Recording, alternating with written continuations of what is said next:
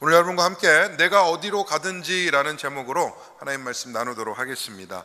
오늘 졸업 주일입니다. 우리 2부 예배 때 20명의 아이들 졸업 축하하고 축복하는 시간을 가졌는데 참 얼마나 벅차고 또 감격스러운지 모르겠습니다. 우리 아이들 소리가 들리는 교회, 아이들이 뛰노는 교회, 정말 은혜이고 하나님의 복인 줄 믿습니다. 그래서 프리스쿨부터 하이스쿨까지 우리 학생들을 이제 축복했는데 참 축복이 저절로 나오더라고요. 너무 소중한 아이들 아닙니까? 이 친구들이 인생의 한 계절을 마치고 또 새로운 문 앞에 서 있는 거죠. 졸업을 앞두고 졸업을 맞이하는 그 감정에는 두 가지 감정이 섞여 있을 것 같습니다. 먼저는 설렘. 얼굴이 제일 밝은 친구들을 보니까 고등학교 졸업하는 친구들이라고. 이제 부모 떠나고 집 떠날 생각하니까 좋은가 봐요. 그렇게 아주 그냥 좋아 보이더라고요. 설렘과 기대도 분명히 있죠. 여러분, 영어로 이 graduation이라는 단어가 라틴어 그라두스에서 나왔습니다. 이제 단계를 뜻하는, 단계라는 의미를 가진 그라두스라는 말에서 나왔고, 그레이드가 또 여기서 나온 말이죠. 한 단계로 올라서는 거예요. 그러니까 다음 단계로 넘어가는 그 마음에 새로운 은혜가 있는 것이고 설렘이 있는 것입니다. 근데 동시에 어린 꼬맹이들한테 물어봤어요. 졸업하니까 마음이 어때? 그런데 두려움이 또 있더라고요. 다음 학교, 새로운 학교에 가야 되는 두려움이 있고, 익숙했던 친구들, 또 교실, 선생님을 떠나야 되는 건 아쉬움들이 있는 겁니다. 그래서 이 양극의 어떤 감정들이 섞여 있죠. 근데 여러분, 이게 비단 학생들만의 이야기겠습니까? 여기 계신 우리 장년 여러분들도 새로운 환경, 새로운 여건, 새로운 관계, 기대하지 않고 예측하지 못했던 새로운 국면을 맞이할 때 우리는 이 설렘도 느끼지만 또 두려움을 느끼는 게 사실인 것이죠. 이걸 감당할 수 있을까? 내가 이것을 해낼 수 있을까? 어렵고 힘들면 어떡하지? 이런 걱정들이 가득한 것이 사실입니다. 오늘 본문이 인생의 어떤 이런 지점에 있었던 한 사람의 이야기를 하고 있어요. 그의 이름은 야곱입니다.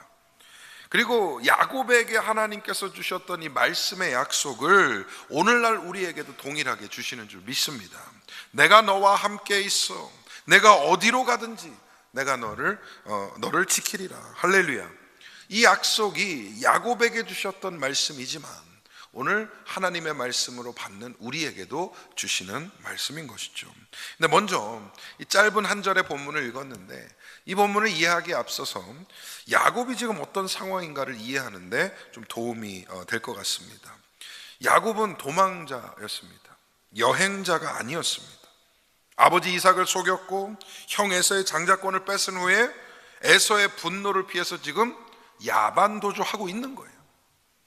창세기 27장을 보니까 에서가 야곱을 죽이겠다고 길길이 뜁니다. 그러니까 어머니 리브가가 야곱을 불러야 야야야, 형 에서가 너를 죽이겠다고 한다. 너 얼른 도망가라. 빨리 집을 떠나라. 어머니 어디로 갑니까? 하란으로 가라. 네 외삼촌 라반이 있는 그 하란 땅으로 가면 형도 너 못 찾아갈 것이고 너도 거기서 네 살 길 찾아 살면 된다 라고 말을 한 거죠. 야곱이 가족들과 제대로 이별도 못한 채 허겁지겁 길을 떠나는 겁니다. 그의 고향 브엘사바에서 하란까지 가는 거리는 560마일 거리예요. 560마일 거리. 560마일을 한번 따져봤어요. 지금 우리 교회를 기준으로 560이면 어디까지 갈 수 있는지. 샌프란시스코도 넘고요. 거의 오레곤주 주 국경까지 갑니다. 근데 차 타고 가는 것도 아니고 비행기 타고 가는 것도 아니고 야곱이 걸어가는 거예요. 그 길을 걸어가는 겁니다. 걷고 또 걷습니다. 어느 날 밤 더 이상 걸을 수가 없어서 그 자리에 주저앉아요. 보니까 돌이 하나 큰 게 있어요. 그걸 베개 삼아 눕습니다. 그 땅의 원래 이름이 루스였는데 나중에 베델로 바뀌는 곳이죠. 그날 밤 야곱이 꿈을 꿔요. 사닥다리가 하늘과 땅 사이에 놓여져 있고 하나님의 사자들이 오르락 내리락 하고 있습니다.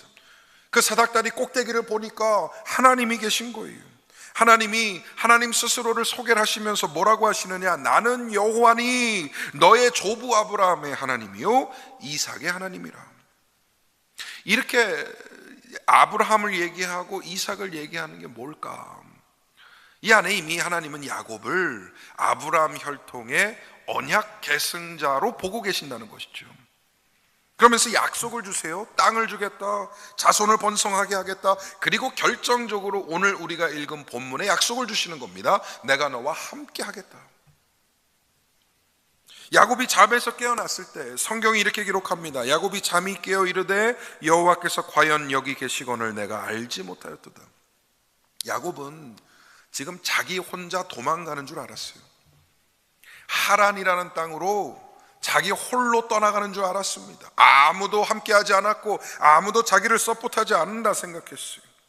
그런데 꿈에서 깨어나니 깨닫는 겁니다.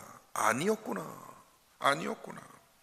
과연 여기 계시거늘 내가 알지 못하였도다 라고 말해요. 그러면서 두려운 마음을 표현합니다. 이곳이 두렵도다. 이것은 다름 아닌 하나님의 집이요 하나님의 문이로다. 나와 함께 하시고 동행하셨던 하나님을 깨닫는 순간 야곱이 그곳을 기념하기로 결정합니다. 그러면서 그곳에 자기가 베고 있던 돌을 세워서 기념비를 삼고 거기에 기름을 부어 안수하고 또 그곳을 이름을 베델이라 지으며 하나님의 집이라는 의미로 그것을 부르는 것이죠. 이것이 오늘의 본문의 배경이에요. 이러한 두려움과 불안 가운데 하나님께서 야곱에게 주시는 말씀을 하나님께 허락하시는 겁니다. 그리고 저와 여러분에게 오늘 주시는 줄 믿습니다. 몇 가지로 나누어서 상고할 때에 우리 가운데 주시는 하나님의 약속의 은혜가 여러분 가운데 넘치시기를 간절히 소망합니다. 첫 번째로 생각해 볼 것은 새로운 출발은 불안에서 시작됩니다. 야곱이 길을 나설 때 아무것도 없었어요.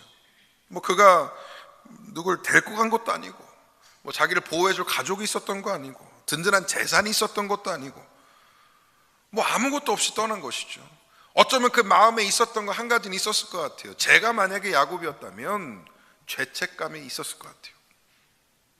형을 어쨌든 속인 죄, 이제 늙어서 앞을 잘 보지 못하는 아버지를 속인 죄, 그런 죄책감이 가득했을 것 같습니다. 그리고 동시에 낯선 길에 대한 두려움이 컸겠죠. 그 긴 하루 끝에 쓸쓸하게 돌베개 삼고 잡고 자는 거예요. 그 자리에서 아무것도 없으니까 그냥 멈추면 그 자리가 잠자리인 거고 가면 그게 또 길인 거고. 여러분, 우리 말에, 우리 속담에 시작이 반이다라는 말이 있죠. 시작이 반이다. 그 의미가 뭡니까? 잘 시작하면 이미 일의 절반 이상은 이룬 것이다라는 의미죠. 제가 영어에서 한번 찾아봤습니다. 비슷한 속담이 있는지. 근데요, 완전 똑같은 속담이 있더라고요. 심지어 아리스토텔레스가 한 말이라고 그러더라고요. 영어로 뭐라 그러냐면 well begun is half done 이라고 그래요.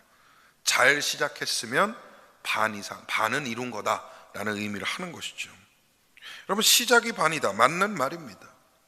잘만 시작하면 이미 반은 이룬 거라고 볼 수 있는 것이죠. 그런데 사람들이 쉽게 말하지 않는 것이 있죠. 그 시작이 얼마나 두려운 건가라는 거예요.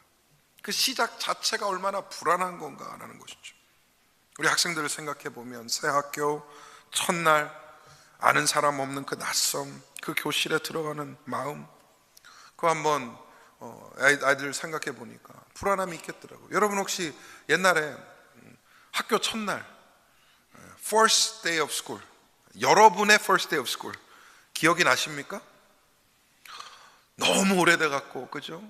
너무 오래돼 갖고 저도 기억을 더듬어 봤어요. 학교 가는 첫날의 마음이 어땠는지. 근데 진짜 아무 기억이 안 나더라고. 아무 기억이 안 나더라고.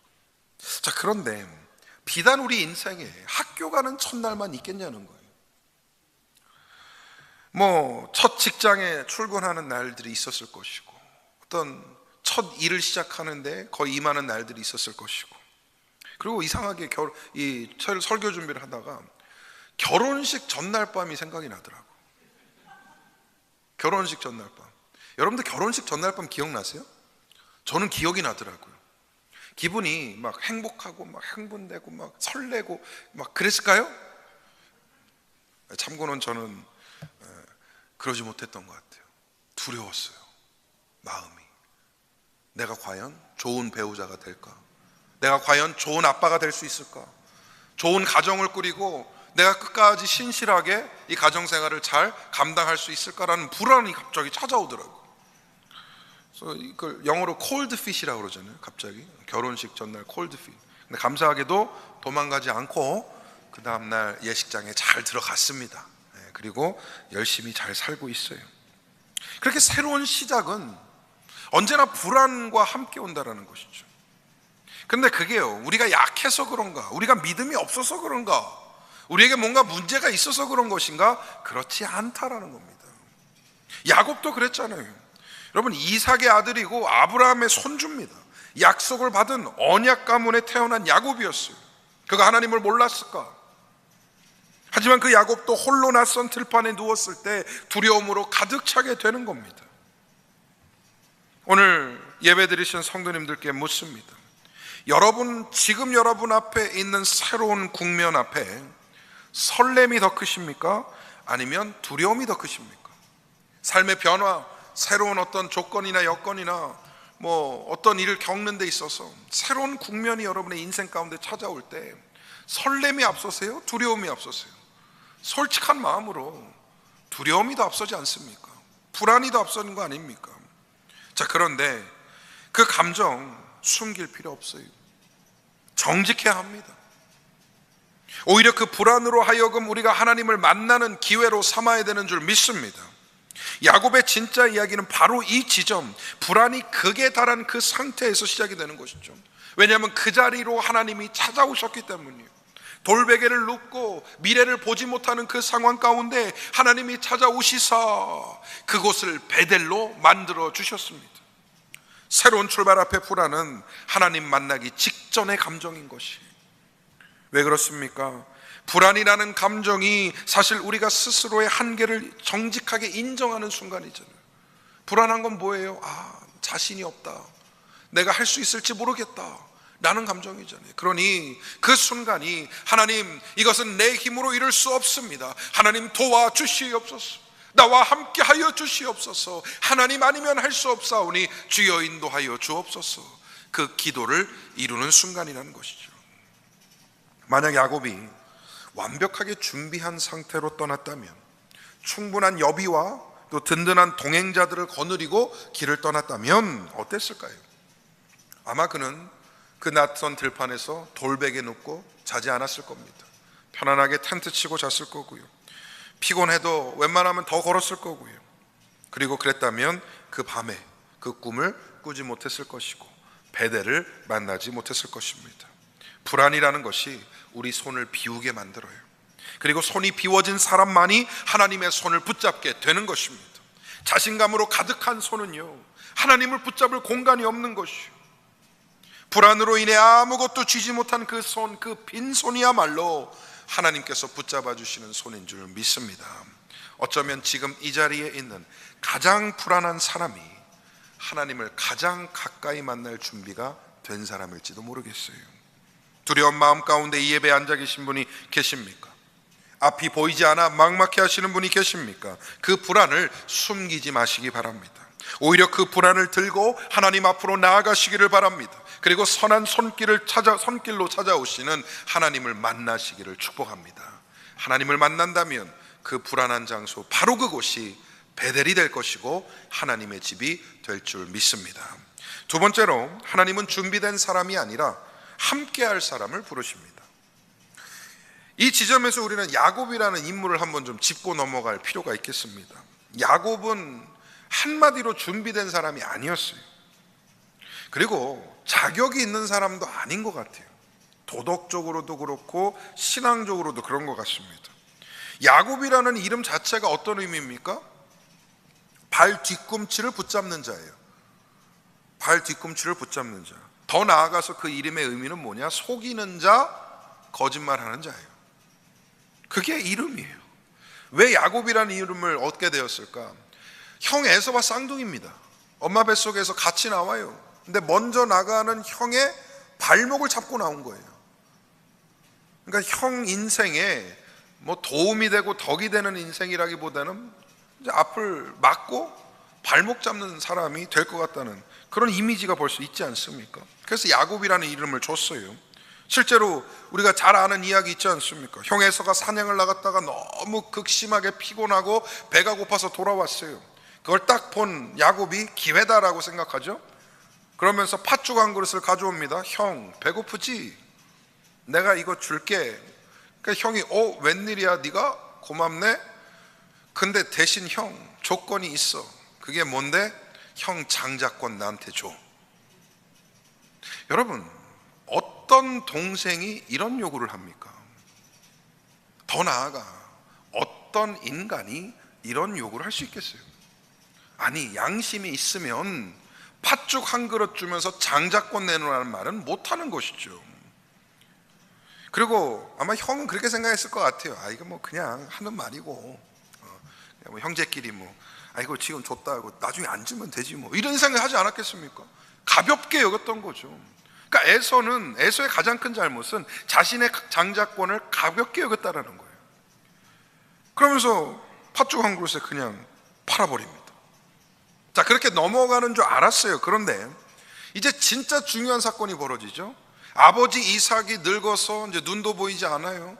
이제 임종을 앞두고 있습니다. 이제 진짜 장자를 축복해서 장자권을 넘겨줘야 되는 그 시간이 찾아온 겁니다. 그러니까 야곱이 어머니랑 짜고, 참 어머니도 이 내리사랑이라 그런 건지 모르겠는데 야곱을 참 이렇게 안고 도는 것 같아요. 리브가랑 짜가지고 아버지를 속입니다. 그러면서 형인 척 아버지한테 들어가서 장자의 축복을 진짜로 뺏어가요. 진짜로 뺏어요. 이 일을 알게 된 에서가 길길이 뜁니다. 야곱 죽이겠다고. 근데 에서는 진짜 그럴 수 있는 사람 같아요. 보통 우리가 내가 너 뭐 가만 안 두겠어, 내가 너 죽여버릴 거야 막 이렇게 한다고 해도 그 말 다 안 믿잖아요. 그죠? 뭐 저러다 좀 나아지겠지, 괜찮아지겠지. 또 며칠 지나면 또 그냥 없던 일로 하고 넘어가는 게 그렇잖아요. 근데 어머니 리브가가 이 얘기를 그냥 듣지 않습니다. 에서가 야곱을 죽이겠다고 하니까 어머니는 아는 거예요. 얘는 진짜 그럴 애다.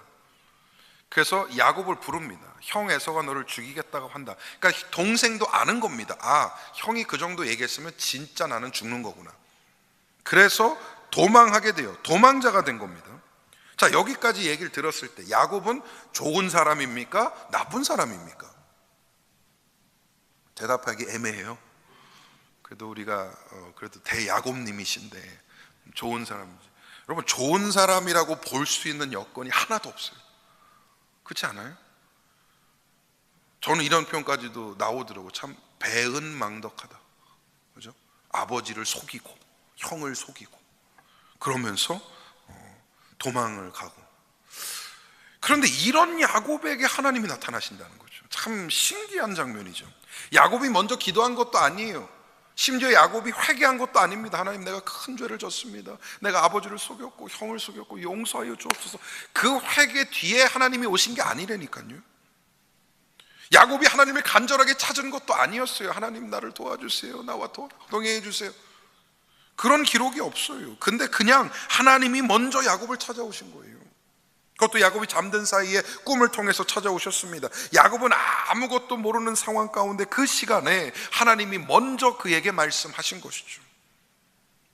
이게 뭘까? 내가 아무리 봐도 야곱은 좋은 사람도 아니고, 이 사람이 하나님을 깊이 찾은 사람도 아니고 기도를 한 사람도 아닌데 어떻게 하나님은 그를 찾아오셔서 이런 놀라운 약속을 하시는 걸까?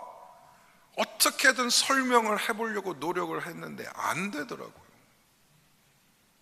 여러분, 이건 은혜로밖에는 표현이 안 되는 장면입니다.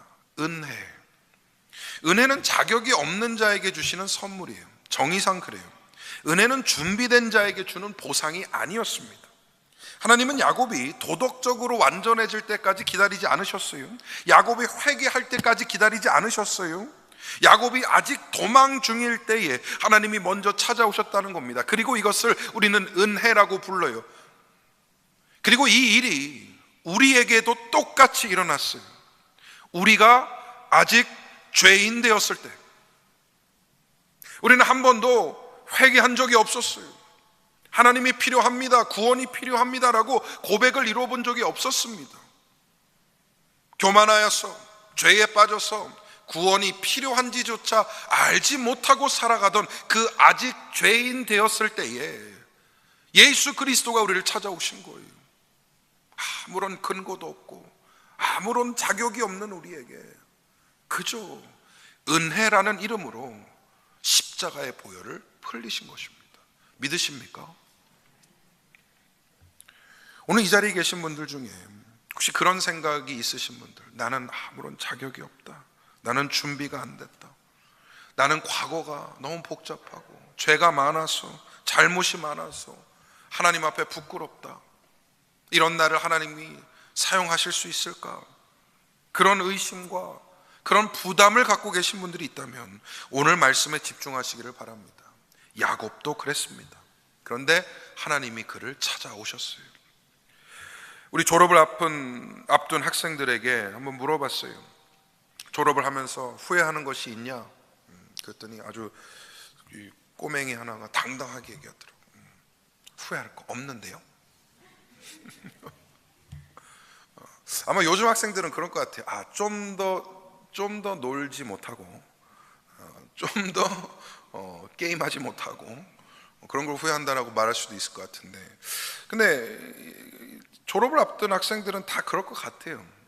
그리고 이제 지금은 몰라도 시간이 지나면, 이제 이쯤 되면 학창 시절에 가장 후회로 남는 것들이 나올 수 있죠. 뭐가 대표적으로 있죠? 여러분들 학창 시절 생각하면 뭐가 제일 후회돼요? 후회들이 없으세요? 완벽한 학창 시절을 보내셨구나. 저는 후회되는데 좀 더 공부 열심히 할 걸. 그런 생각 안 하시나요? 그냥 다들 아주 완벽하신 분들이셨어. 공부 더 할 걸, 아니면 교회 생활 더 열심히 할 걸, 신앙생활 잘 할 걸, 부모님 말씀 잘 들을 걸. 이게 시간이 다 지난 다음에 남는 후회들이잖아요. 근데 우리가 명심해야 될 게 있습니다.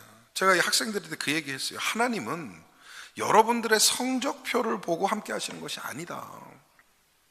여러분의 스펙을 보고, 여러분의 커리어를 보고, 여러분의 성공 여부를 보고 여러분을 사용하는 것이 아니다.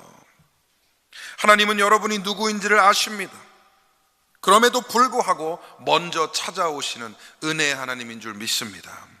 중요한 신학적인 원리가 여기 있어요. 하나님의 선택은 인간의 자격에 근거하지 않는다는 사실. 여러분, 로마서 9장 11절 12절 말씀 한번 같이 읽어보겠습니다. 함께 읽습니다. 시작. 그 자식들이 아직 나지도 아니하고 무슨 선이나 악을 행하지 아니한 때에 택하심을 따라 되는 하나님의 뜻이 행위로 말미암지 않고 오직 부르시는 이로 말미암아 서게 하려 하사 리브가에게 이르시되 큰 자가 어린 자를 섬기리라 하셨나니. 아멘. 여러분, 로마서가 에서와 야곱의 관계를 해석을 하면서 뭐라고 얘기를 하냐면, 아직 나지도 않았고 어떠한 선이나 악을 행하지 아니한 때에 이미 하나님의 택하심을 따라 선택받은 것이다, 부르심을 받은 것이다 라는 얘기를 하고 있어요. 그러면서 리브가가 그 두 쌍둥이 자녀에 대해서 얘기를 하시면서, 리브가에게 얘기를 하시면서 큰 자, 즉 에서가 어린 자 야곱을 섬기리라 하셨나니. 하나님께서는 이미 태초 전부터 섭리 가운데 예정하시고 선택하셨다라는 것이죠. 그러니 하나님은 우리의 업적을 보시는 것이 아니라 무슨 선이나 악을 행하지 아니한 때에 하나님의 뜻을 따라 부르시는 분이라는 거예요. 그리고 준비된 사람을 부르시는 것이 아니라 부르셔서 준비시키신다는 것. 하나님은 하나님과 함께 할 사람을 찾는 줄 믿습니다. 그게 중요한 거예요. 저와 여러분이 하나님과 동행하면서 날마다 하나님 손길에 인생을 맡기는, 하나님과 함께하는 복된 인생들 되시기를 간절히 소망합니다. 마지막 세 번째로, 어디로 가든지 함께 하십니다. 오늘 본문의 핵심 약속에 이르는 것이죠. 15절 말씀 다시 한번 읽어보겠습니다. 함께 읽습니다. 시작. 내가 너와 함께 있어 내가 어디로 가든지 너를 지키며 너를 이끌어 이 땅으로 돌아오게 할지라 내가 내게 허락한 것을 다 이루기까지 너를 떠나지 아니하리라 하신지라. 아멘. 이 말씀에서 주목해야 할 표현이 있습니다. 어디로 가든지입니다. 히브리 원문을 보니까 문자적으로는 이런 해석을 하는 거예요. 네가 가는 모든 곳에서. 조건이 없죠. 특정한 장소에 국한되지 않습니다. 만약 여기까지 당돌해서 여기에 머물면 복 주겠다, 이렇게 하고 저렇게 하면 내가 너와 함께 하겠다, 신앙생활 잘하고 예배 잘 드리고 신실하게 서 있으면 그때 내가 너를 지키겠다, 라는 약속이 아닌 겁니다. 내가 가는 모든 곳에서 함께 하겠다. 어디로 가든지 내가 그곳에 너와 함께 있겠다. 지금 야곱이 가는 곳은 어디입니까? 하란이죠. 하란은 야곱에게 있어서는 unknown이에요. unknown. 불명확한 장소인 거죠. 신앙의 중심지도 아니었고 거기엔 성전도 없었고 아는 사람 하나 없는 낯선 땅입니다. 근데 그런 곳에서도 하나님이 함께 하시겠다라는 거예요. 함께 하시겠다. 세상은 우리 사람들에게 자꾸 어디로 가느냐를 물어봐요. 어느 학교를 가나, 어느 직장을 가나, 성공으로 가나, 실패로 가나, 자꾸 어디로 가냐를 따집니다. 그런데 하나님은 어디로 가냐에 관심이 있으신 것이 아니라 누구와 가느냐에 관심이 있으신 거예요. 저와 여러분은 어디로 가는지보다 누구와 그곳을 가는지에 집중하기를 소망합니다. 하나님과 동행하시고 하나님과 나아가시기를 축복합니다. 오늘 본문에 세 가지 동사가 있어요. 지키며, 이끌어, 떠나지 아니하리라. 우리와 함께 하시는 하나님이 우리를 지키시는 줄 믿습니다. 외부의 위협에서 보호하신다는 뜻이죠. 여러분, 야곱이 에서를 피해 도망쳤지만 하나님은 끝까지 야곱을 지키셨어요. 우리도 세상 살면서 수많은 위협과 어려움을 만납니다. 근데 그 모든 자리에서 하나님이 우리를 지키신 줄 믿습니다. 여러분 인생 가운데에 하나님께서 매일매일 지키셨기 때문에 지금 이 자리에 계신 것 아닙니까? 하나님이 한 번이라도 실패하셨고 한 번이라도 포기하셨다면 아마 우리는 여기에 없었을 것입니다. 지키시는 하나님, 앞으로도 여러분을 지키시는 줄 믿습니다. 또한 하나님이 이끄십니다. 단순히 현재 위치를 지키는 것이 아니라 목적지로 인도해 가신다는 것이죠. 하나님은 야곱에게 어떤 약속을 하십니까? 너를 이 땅으로 돌아오게 하리라. 지금은 하란으로 가고 어디로 가서 고생도 할 것이고 아무것도 모르는 상황 가운데 처하겠지만 하나님의 때가 되면 반드시 이 고향 땅으로 돌아오게 하겠다라는 하나님의 약속이 담겨져 있습니까? 그러니까 하나님한테는 계획이 다 있는 겁니다. 여러분의 인생에도 하나님의 계획이 다 있습니다. 지금 당장은 보이지 않아도 하나님은 여러분을 이끌어가고 계시고 내가 느낄 수 없어도 하나님의 섭리 가운데에 하나님이 나를 붙잡고 가고 계십니다. 또 하나님은 결단코 우리를 떠나지 아니하십니다. 내가 내게 허락한 것을 다 이루기까지 너를 떠나지 아니하리라. 이것이 완성의 약속인 것이죠. 하나님은 시작하신 일을 마치시는 분입니다. 우리의 인생길을 혼자 걷게 두지 아니하십니다. 이 땅 가운데 저와 여러분을 보내신 하나님께서 이 세상을 떠나는 그 순간까지 함께 지키시며 동행하실 것입니다. 항상 함께 하시는 하나님을 깊이 신뢰하기를 간절히 소망합니다. 이제 말씀을 맺도록 하겠습니다. 야곱이 하나님의 음성을 듣고 꿈에서 깨어나 한 가지 행동을 해요. 자기가 베고 누웠던 그 돌을 세웁니다. 그리고 그 위에 기름을 붓습니다. 그리고 그것의 이름을 베델, 즉 하나님의 집, The House of God 이라고 짓게 돼요. 야곱은 그날 밤을 기억하기로 결단한 거예요. 나는 내가 혼자 가는 건 줄 알았는데, 나는 저 하란이라는 땅을 혼자 가는 것인 줄 알았는데 오늘 보니 하나님이 여기 계셨다. 하나님이 나와 함께 하고 계신다. 그래서 이곳을 하나님의 집 베델이라 칭하노라. 그럼 우리에게도 이런 순간들이 필요할 때가 있습니다. 새로운 출발 앞에서, 새로운 어떤 변화 앞에서, 그것이 내가 바라고 원하는 일이든 아니면 달갑지 않고 겪고 싶지 않은 일이든 어쨌든 우리 삶의 국면들이 찾아온다라는 것이죠. 그 출발 앞에서, 그런 새로운 전환 앞에서 우리가 무엇을 해야 되느냐? 나만의 베델을 세워야 된다는 것이죠. 오늘 예배를 마치고 여러분 집에 돌아가셨을 때 한 가지를 좀 권면을 드리고 싶어요. 오늘 하나님의 약속을 한번 기록해 보시기를 바랍니다. 그러니까 제일 쉬운 방법은 오늘 본문을 적어 놓는 거예요. 어딘가 종이에 적어서 붙여놔도 좋고요, 정 안 되면 휴대폰 배경화면에다가 적어가지고 어쨌든 눈에 볼 수 있는 곳에 한번 놔보세요. 붙여보세요. 어디로 가든지 하나님이 나와 함께 하신다라는 그 약속을 여러분 스스로 매일 상기해 보시기를 바랍니다. 야곱이 하란에서의 20년을 지내요. 별일 다 겪었죠. 저는 이렇게 생각해요. 아버지 배신하고 속이고 형 배신했던 그 모든 일을 저는 라반의 집에서 다 갚았다고 생각합니다. 그가 겪은 20년의 인생은 말 그대로 나중에 또 그런 얘기 하잖아. 험악한 세월을 보냈나이다. 다 갚은 것 같아요. 하나님께서 그를 거기서 만지시고 또 뭐랄까요, 받고 가신 것이죠. 그가 이제 라반의 집을 떠나면서 20년을 돌아봐요. 그 외지 생활을 돌아보면서 뭐라고 고백을 하느냐. 창세기 31장 5절에 이렇게 나와 있습니다. 그들에게 이르되, 그래서 그들은 이제 아내들인 거죠. 자신의 아내들. 이게 이르되 내가 그대들의 아버지의 안색을 본즉 내게 대하여 전과 같지 아니하도다. 이제 삼촌 집을 떠나야 되는 날이 왔다라는 걸 직감을 한 겁니다. 그러면서 이제 돌아가야겠다라는 마음을 먹으면서 뭐라고 고백하느냐. 그러할지라도 내 아버지의 하나님은 나와 함께 계셨느니라. 할렐루야. 야곱이 깨달았어요. 20년 전에 그 베델에서 주셨던 약속, 하나님은 단 한 번도 어기지 아니하시고, 열심히 일했고 속임도 당했고 배신도 당했고 하지만 그러할지라도 내 아버지 하나님은 나를 떠나신 적이 없고 나와 함께 계셨느니라. 언젠가 여러분도 새로운 출발의 시간을 돌아보면서 그렇게 고백할 날이 올 것입니다. 그 자리에도 그 시간에도 하나님은 여전히 함께 하셨다. 오늘 우리의 귀한 자녀들에게 교회가 전하고 싶은 축복의 메시지는 이것이었습니다. 여러분이 어디로 가는지보다 여러분이 누구와 함께 하는지가 더 중요합니다. 하나님이 함께 하시는 인생, 하나님이 동행하시는 복된 삶 되기를 축복합니다.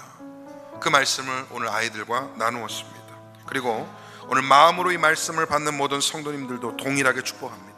내가 너와 함께 있어 내가 어디로 가든지 너를 지키리라. 할렐루야. 이 말씀이 졸업하는 학생들에게 그리고 말씀을 받는 우리 모든 성도님들에게 신실한 약속이 되어서 여러분의 인생에 힘이 되고 능력이 되는 귀한 약속의 말씀이 되기를 간절히 축복합니다. 간절히 축원드립니다. 아멘. 우리 함께 찬양하겠습니다.